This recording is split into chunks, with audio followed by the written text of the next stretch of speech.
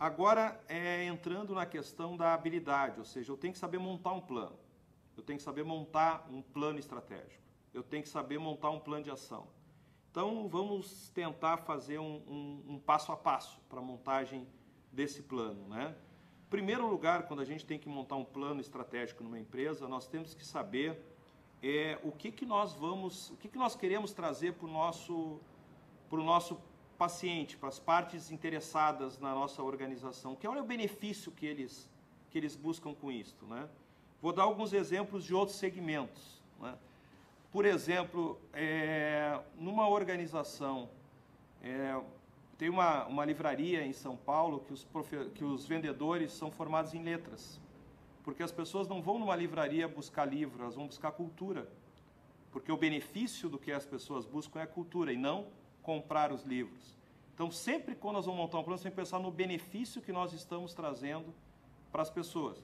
Quem procura uma unidade de saúde? Qual o benefício? Ela está buscando uma consulta, está buscando um remédio, ela está buscando um atendimento ou ela está buscando uma promoção à saúde, uma qualidade de vida, um benefício bem mais amplo daquilo que a gente normalmente está entregando. Então, nós temos que ter a visão do benefício que nós queremos trazer para o nosso paciente, que resultado nós queremos que ele tenha. A partir daí, nós temos que analisar o cenário e o ambiente. Se eu estou numa organização, eu tenho que avaliar, primeiro, que oportunidades eu tenho de melhoria. Que oportunidades eu tenho no mercado externo que possam fazer minha organização funcionar melhor. Que ameaças eu tenho. Então, por exemplo, um ano onde nós temos uma crise econômica, nós temos uma ameaça de contingenciamento orçamentário. Eu tenho que considerar isso no meu plano, mesmo que isso não esteja na minha organização.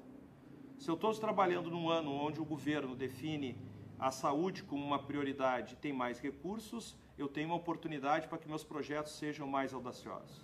Então, eu sempre tenho que tentar analisar oportunidades e ameaças, que são fatores externos à minha organização, mas que podem e devem influenciar na execução do meu plano. Aí eu vou para o segundo passo. Eu tenho na minha organização pontos fortes, coisas boas que funcionam, que são bem estruturados, e cada empresa tem as suas coisas boas bem estruturadas, e eu tenho pontos fracos, o que em muitas organizações são questões internas que não estão bem estruturadas.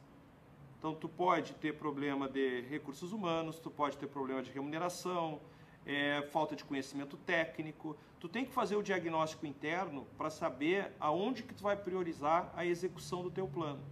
Então, tu olhou para o cenário externo, tu fez o teu diagnóstico interno e tu definiu, então, que tu tens um objetivo a ser traçado, tu tem algo a ser buscado.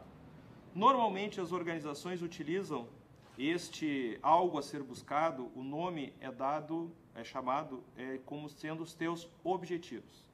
Então, o que é um objetivo? O objetivo é uma ação, normalmente começa no verbo no infinitivo, que diz ampliar a atenção farmacêutica na região de abrangência da minha unidade. Qualificar o atendimento dos pacientes na unidade.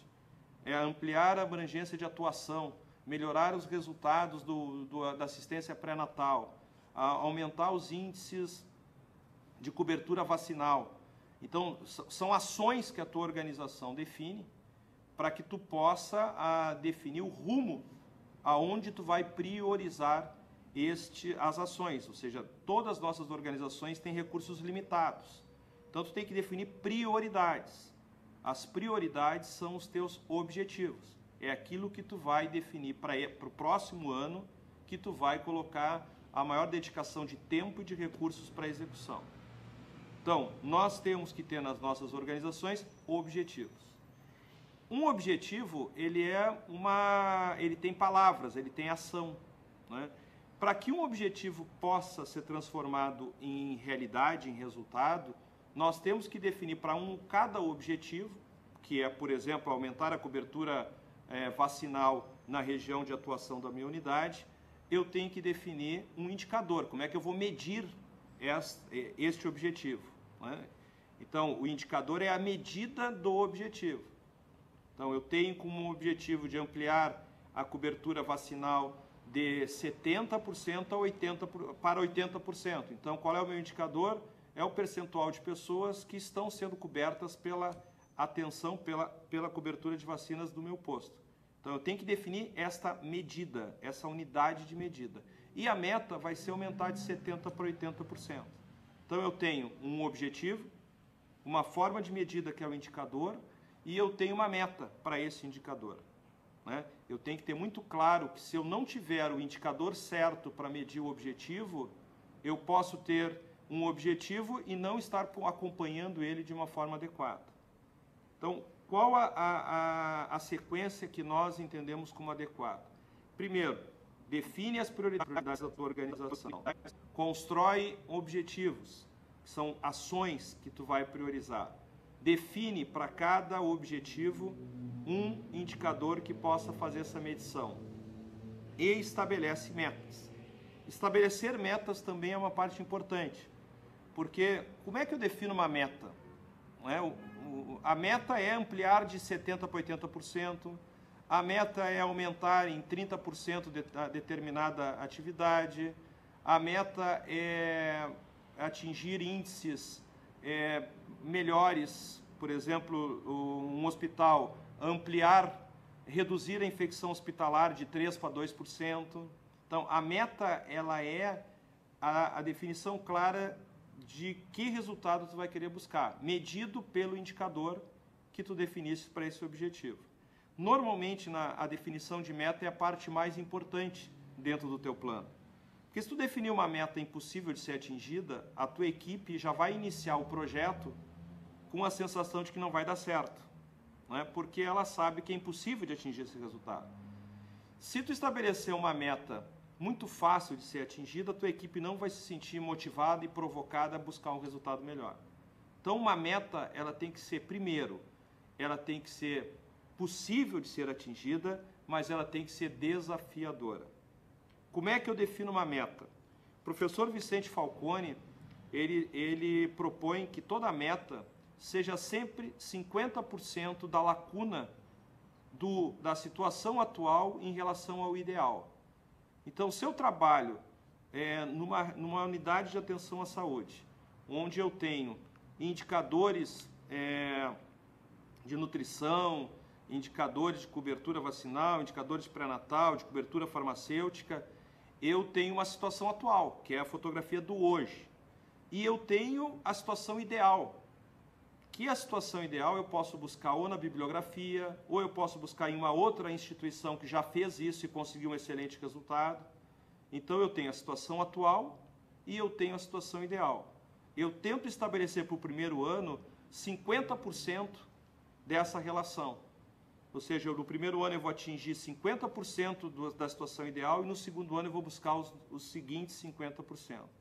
É muito importante, num planejamento, na definição de uma estratégia, a construção adequada de metas. É a pactuação de metas junto com a equipe que vai fazer a execução do teu plano de trabalho.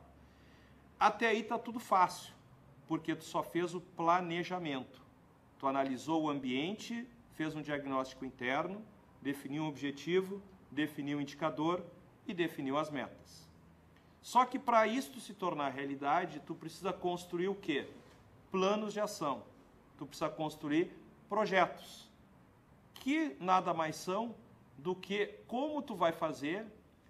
Um plano de ação, ele responde à seguinte pergunta: como tu vai transformar um objetivo em resultado? E aí, então, eu monto o meu plano de ação. Um plano de ação, ele tem que ter a definição clara de todas as ações que vão ser executadas, um cronograma com prazos definidos, para cada ação o responsável, para que fique claro a quem cabe cada uma das ações, os recursos necessários para que o plano seja executado. Tu tem que buscar completar todas essas informações e aí tu montou um plano de ação. O que tu faz com o plano de ação?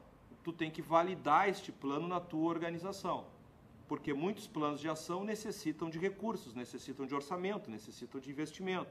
Então, eu não posso ter um plano onde eu quero aumentar a cobertura da atenção farmacêutica numa unidade e que eu quero ampliar de de 30% a cobertura na população para 80%, e para isso eu preciso contratar mais pessoas, eu preciso ampliar a estrutura farmacêutica, eu preciso de mais recursos para medicamentos. Se eu não dimensionar as necessidades de recursos, o que vai acontecer? O meu plano vai ser muito bonito e audacioso e eu não vou ter os recursos, no final do ano eu vou fracassar. Então, ao final do plano de ação, tu tem que definir claramente os recursos necessários e pactuar com o teu gestor, pactuar com quem tem a decisão dos recursos, se o teu plano está aprovado ou ele deve ser modificado. Deve ser adequado à realidade orçamentária existente, ele deve ser refeito, ou ampliado, ou reduzido, ou tudo que tu está pensando fazer esse ano, tu vai levar 2 anos para fazer, mas tu tem que terminar o plano de ação, então tu tem que pactuar com a liderança a liberação dos recursos para que ele possa ser executado. É aí que os planos falham, porque o plano ele é muito bonito e muito bem estruturado, mas se ele não tiver os recursos necessários, ele acaba não sendo implementado e acaba não acontecendo. Repito, 70% na literatura de gestão demonstram que planos são muito bem formulados e 70% fracassam no momento da implementação. Nós precisamos cada vez mais de pessoas que, além de elaborar planos e projetos, tenham uma competência que nas empresas a gente chama de capacidade de entrega, que é aquela pessoa que, quando tem um plano e um projeto, ela consegue executar nos prazos adequados, com os recursos adequados e obter o resultado adequado. Então, a grande transformação que as organizações estão buscando hoje é de pessoas que entregam os planos, que completam. A nossa função como gestor é cumprir metas, é executar planos, é atingir resultados. De novo, resultado. Resultado para a sociedade, resultado financeiro, resultado para o teu cliente, resultado nos teus processos de trabalho e resultado numa maior satisfação das pessoas que trabalham com a gente. Porque se as pessoas que trabalham com a gente não estiverem motivadas para executar os planos, nós teremos de novo bons planos e fracassaremos. Então, dessa forma, nós vimos a dimensão do conhecimento, né? Um pouco da questão da literatura de gestão, a habilidade que é saber fazer, saber construir um objetivo, saber definir um indicador, saber definir uma meta, saber construir um plano e, principalmente, saber implementar, executar, fazer este plano acontecer.